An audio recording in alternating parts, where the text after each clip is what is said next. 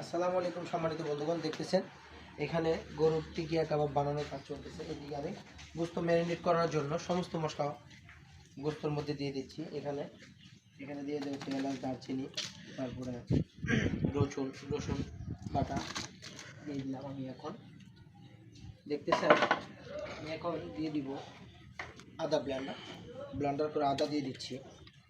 এখানে 40 কেজি পরিমাণ গরুর গোস্ত রাখা আছে এক একটা পাতিলে। আমি 1 কেজি পরিমাণ আদা দিয়ে দিচ্ছি। আমি আপনাদেরকে দেখাচ্ছি কতটুকু আদা দিয়ে দিলাম। প্রত্যেকটা পাতিলে 40 কেজি পরিমাণ গরুর গোস্ত রাখা আছে। এই গরুর গোস্তের মধ্যে আমি 1 কেজি পরিমাণ আদা দিয়ে দিচ্ছি। দেখতেছেন 1 কেজি পরিমাণ আদা দিয়ে দিলাম। আমার আদা, রসুন এবং এলাচ, দারচিনি সমস্ত গরম মশলা দিয়ে দিচ্ছি। এখন আমি দিয়ে দিচ্ছি হলো জিরার গুঁড়ো দিয়ে দিলাম প্রায় 1.5 থেকে 200 গ্রাম পরিমাণ। আপনাদেরকে দেখানোর চেষ্টা করতেছি।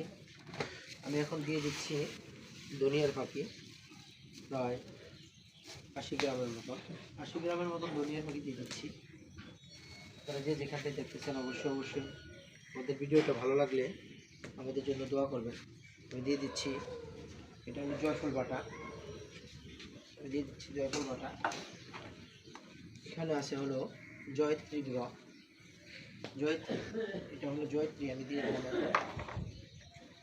আমি এখন দিব সাদা গোলমরিচ পাখি দিয়ে দিচ্ছি, সাদা গোলমরিচের গুঁড়ো।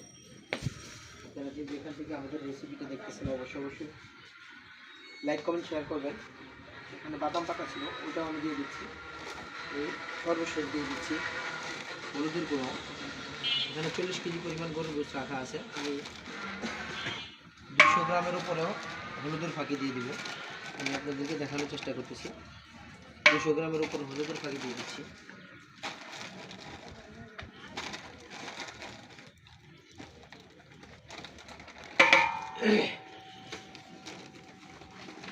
এবার মরিচের ফাঁকি দেব।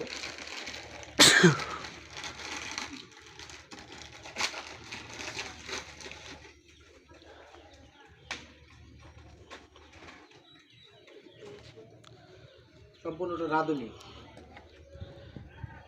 মরিচের গুঁড়ো দিয়ে দিচ্ছি 200 গ্রামের মতন।